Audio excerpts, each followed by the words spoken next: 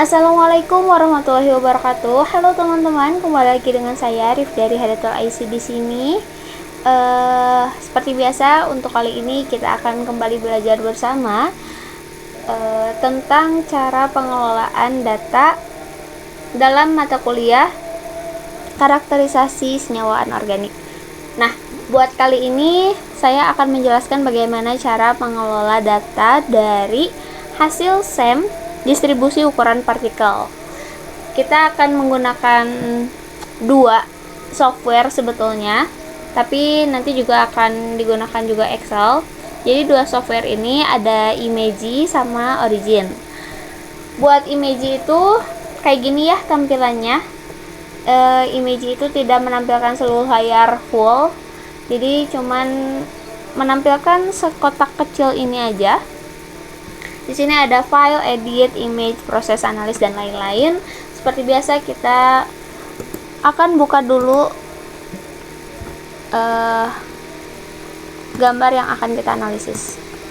Nah, di sini saya sudah mempunyai satu file gambar hasil SEM dengan bentuk lingkaran. Jadi hasil SEM itu tidak hanya bentuk lingkaran ya teman-teman.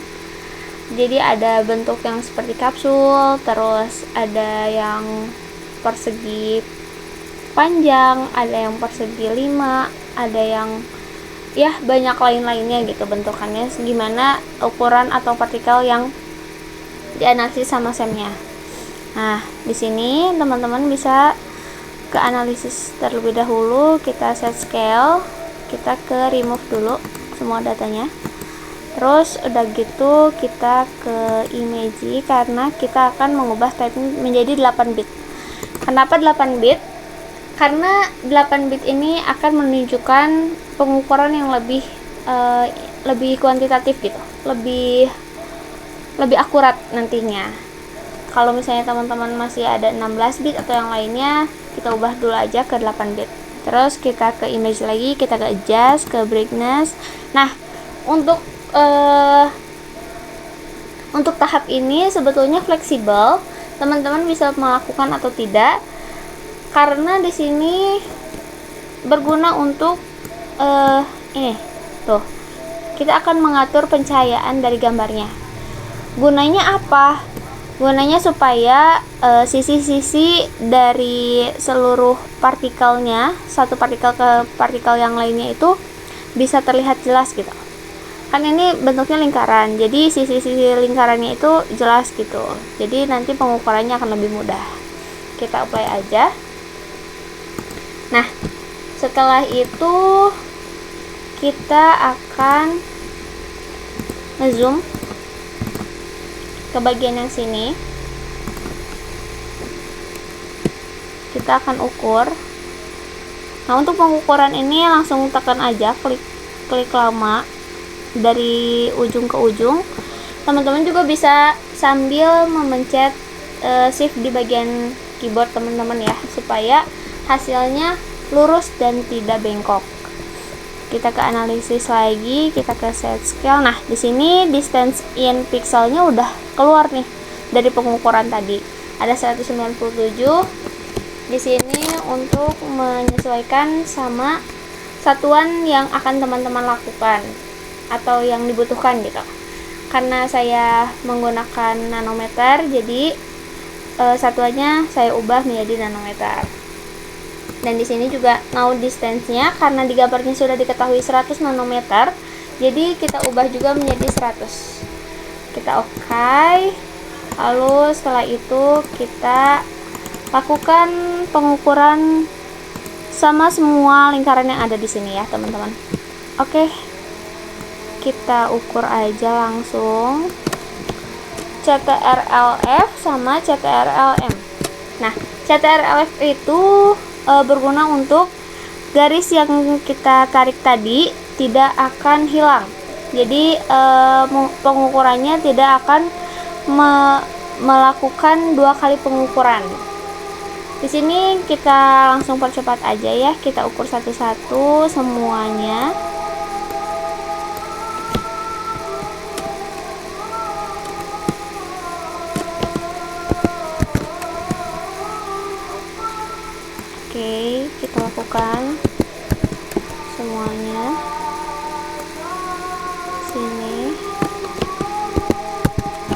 Nah, nanti keluar datanya ada area, min, terus minimal, maksimal, angel, sama lainnya. Kita langsung aja pergi ke hasil analisis yang udah saya lakukan ya.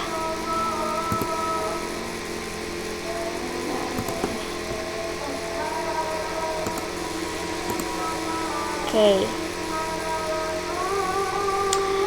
Nah, ini hasilnya yang udah saya lakukan pengukuran. Ada segini banyaknya yang saya ukur, kurang lebih ada 165 data.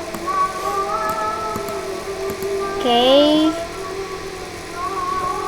Setelah itu kita langsung copy aja semuanya.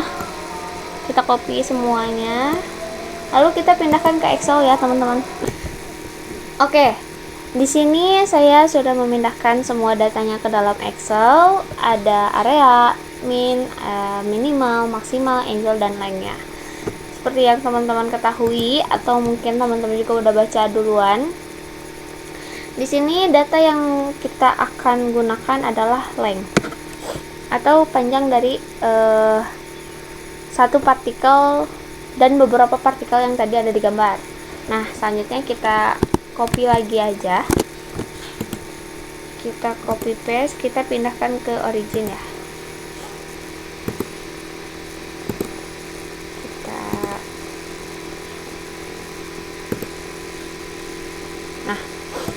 Kita pindahkan ke origin, kita copy paste di sini. Jangan lupa diberi nama ya, teman-teman, seperti biasa.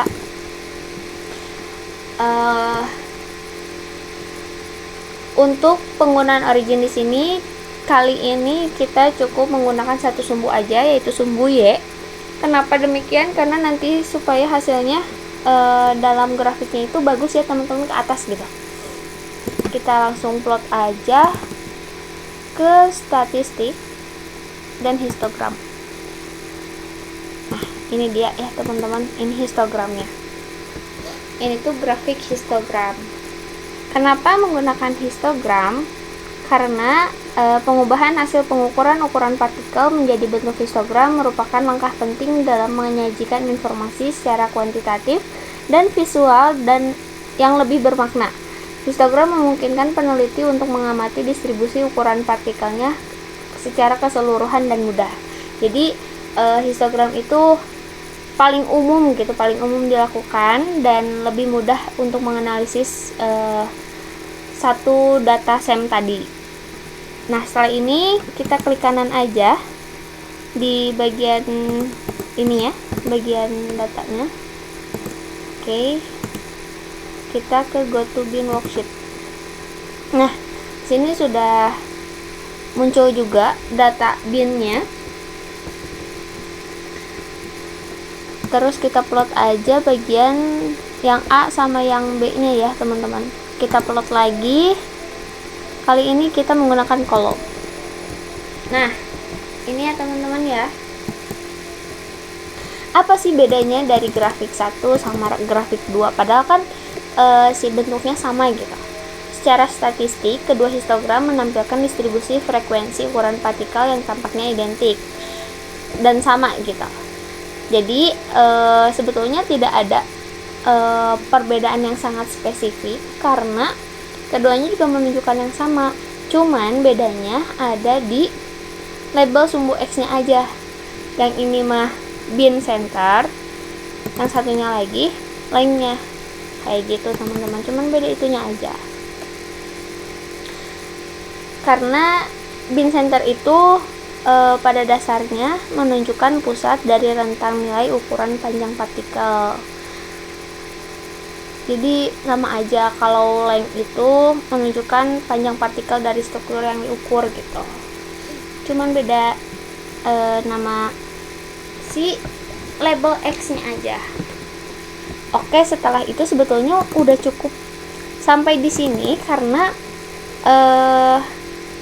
untuk menganalisis hasil SEM distribusi ukuran partikel itu cukup menggunakan histogram dan cukup sampai sini sebetulnya. Tidak ada lagi kelanjutannya. Selanjutnya sebetulnya ada tapi tidak digunakan untuk tidak digunakan penting gitu untuk mengukur hasil SEM ini. Jadi kita langsung aja ke Excel untuk kembali pengelolaan datanya ya. Nah, untuk mengetahui rata-rata ukuran partikelnya, di sini gampang aja, kita langsung aja ke ukuran partikel ya. Nah, kita langsung aja. Gimana caranya? Kita akan gunakan ini. Kita akan gunakan apa? Rumus yang ada di Excel aja. Right.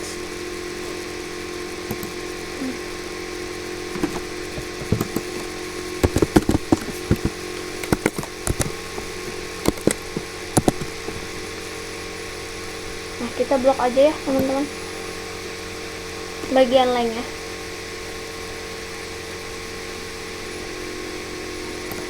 Oke. Langsung enter aja. Nah, ini teman-teman untuk rata-rata ukuran partikelnya. Mungkin segitu aja untuk sharing season kali ini. Semoga apa yang saya sampaikan bisa dapat menambah ilmu dan pembelajaran bagi teman-teman semua. Kembali lagi dan balik lagi nanti di materi selanjutnya ya. Bye bye. Terima kasih. Assalamualaikum warahmatullahi wabarakatuh.